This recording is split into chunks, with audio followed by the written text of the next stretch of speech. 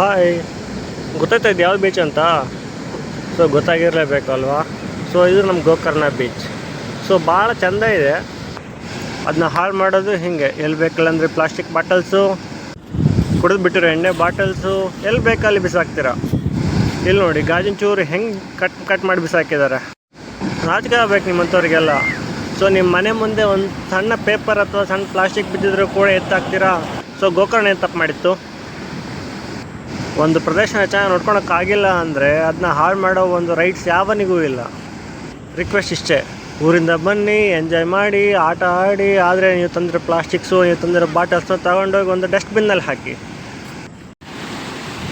And ನೀವುಗಳು so hotel ನಡೆಸ್ತಾ ಇರಾ ಅಥವಾ ಎಲ್ಲ ಸೇಲ್ ಮಾಡ್ತೀರಾ, ಬಟ್ ಅದಕ್ಕೆ ಒಂದು ಡಸ್ಟ್ಬಿನ್ ಇಟ್ಬಿಟ್ಟು ಡಸ್ಟನ್ನು ಇದರಲ್ಲಿ ಹಾಕಿ ಅಂತ ಹೇಳ್ಬಿಟ್ಟು ಒಂದು ಡಸ್ಟ್ಬಿನ್ ಇಡೋಕ್ಕಾಗಿಲ್ಲ ಅಂದರೆ ನೀವು ಯಾಕೆ ಹೋಟೆಲ್ ನಡೆಸೋದು ಹಾಗಾದರೆ?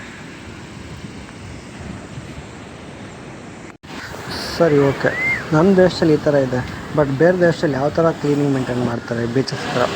ಸೊ ಫಸ್ಟ್ ಏನಂದರೆ ದಿನ ಕ್ಲೀನ್ ಮಾಡ್ತಾರೆ. ಸೊ ಯಾವಾಗೋ ಒಂದು ಸಲ ಕ್ಲೀನ್ ಮಾಡೋದಲ್ಲ, ಡೈಲಿ ರುಟೀನ್ ಆಗಿರುತ್ತೆ. ಸ್ಪೆಷಲ್ ಡೇಸ್ ಯಾವುದೂ ಇಲ್ಲ. ಎಲ್ಲ ಕಡೆ ಡಸ್ಟ್ಬಿನ್ ವ್ಯವಸ್ಥೆ ಇರುತ್ತೆ. ಲೈಕ್ ಎಕ್ಸಾಂಪಲ್ 50 ಮೀಟ್ರಿಗೆ 20 ಮೀಟ್ರ್ ಒಂದು ಡಸ್ಟ್ಬಿನ್ ಇರುತ್ತೆ. ನೆಕ್ಸ್ಟು ಪ್ಲಾಸ್ಟಿಕ್ ವೇಸ್ಟು ಮತ್ತು ಫುಡ್ ವೇಸ್ಟು ಬೇರೆ ಬೇರೆ bin. Okay, next strict rules ಏನಪ್ಪ, ಫೈನ್ಸ್ ಕೂಡ ಇರುತ್ತೆ. ಓಕೆ, ಆ್ಯಂಡ್ ಪ್ಯಾಟ್ರೋಲ್ ಮಾಡ್ತಿರ್ತಾರೆ ಯಾರು, ಪೊಲೀಸರು ಮತ್ತು ಅಧಿಕಾರಿಗಳು ಪ್ಯಾಟ್ರೋಲ್ ಮಾಡ್ತಾ ಇರ್ತಾರೆ. ಅಲ್ಲಿ ಏನಂದರೆ ರೂಲ್ಸ್ ಬರೆಯೋದಿಲ್ಲ, ಅದನ್ನ ಫಾಲೋ ಮಾಡಿಸ್ತಾರೆ. ಆ್ಯಂಡ್ ಜನರು ಕೂಡ ಡಿಸಿಪ್ಲಿನ್ ಆಗಿದ್ದಾರೆ. ನಮ್ಮ ಕಸ ನಮ್ಮದು ಅನ್ನೋ ಮೆಂಟಾಲಿಟಿ. ಆದರೆ ಇಲ್ಲಿ ಆ ಥರ ಇಲ್ಲ, ಅದನ್ನ ನಾವು ಬಿಲ್ಡ್ ಮಾಡೋಣ.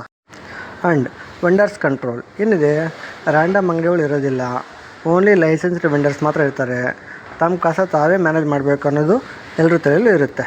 ನೆಕ್ಸ್ಟು ಮುಖ್ಯ ವಿಷಯ ಏನಂದರೆ, ವಿದೇಶದವರು ಕ್ಲೀನ್ ಅಂದರೆ ನ್ಯಾಚುರಲ್ ಅಲ್ಲ, rules plus fine plus discipline plus system ಇದೆ.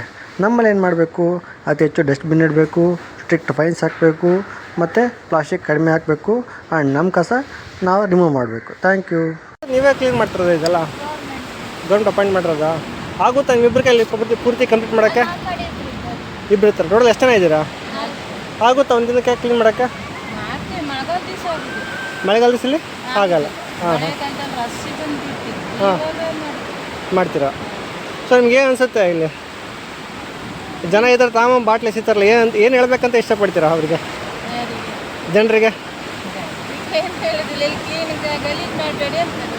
ಗಲೀಜು ಮಾಡಬೇಡಿ ಅಂತ ಹೇಳ್ತೀರಾ ಅಷ್ಟೇ? ಓಕೆ. ಎಲ್ಲ ತರುದು ಒಗದುಟ್ಟಕ್ಕೆ ಹೋಗುದು, ಬಟ್ಟೆ ಎಲ್ಲ ಮಧ್ಯಾಹ್ನ ಅಂತೂ ಹಸಿ ಬಟ್ಟೆ ಬೀಳ್ತಿದ್ದು.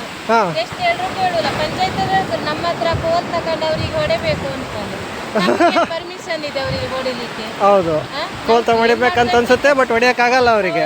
ಆಗಲ್ಲ, ನಾವು ಹೇಳ್ತೀವಿ ಅಷ್ಟೇ. ಗಲೀಜ್ ಮಾಡಬೇಡಿ, ನಾವು ಕ್ಲೀನ್ ಮಾಡಿರ್ತೀರಲ್ಲ. ಸೊ ಚೆನ್ನಾಗಿದ್ರೆ ಬೀಚ್ ಎಷ್ಟು ಚೆನ್ನಾಗಿ ಕಾಣುತ್ತೆ. ಇಲ್ಲಿ ಇದು ಕಾಣ್ತಿದೆಯಲ್ಲ, ಹತ್ರ ಕಾಣುತ್ತೆ. ಇಲ್ಲ ಅಂದರೆ ಭಾಳ ವರ್ಷ ಕಾಣುತ್ತೆ. ನೋಡ್ಕೊಂಡು ಬಂದೆ. ಸೊ ಸಾಕಷ್ಟು ವರ್ಷ ಆಗಿದೆ ಬೀಚು ಅಲ್ವಾ? So thanks for this. ನೀವು ಕ್ಲೀನ್ ಮಾಡ್ತಾಯಿದ್ದೀರಾ? ಓಕೆ, ಕಂಟಿನ್ಯೂ ಮಾಡಿ. Thank you.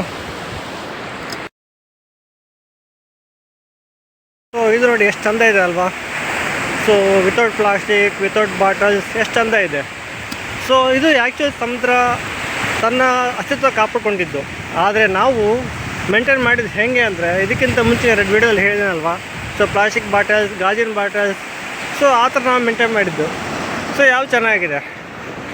ಸೊ ಒಂದು ಗಾದೆ ಇದೆ, ಮನುಷ್ಯ ಎಲ್ಲೇ ಕಾಲಿಟ್ಟರು ಕೂಡ ಅದನ್ನ ಹಾಳು ಮಾಡ್ತಾನೆ ಅಂತ. ಸೊ ಹಾಗೆ ಹಾಳು ಮಾಡಿದ್ದೀವಿ ಅಷ್ಟೇ ನಾವಿಲ್ಲಿ.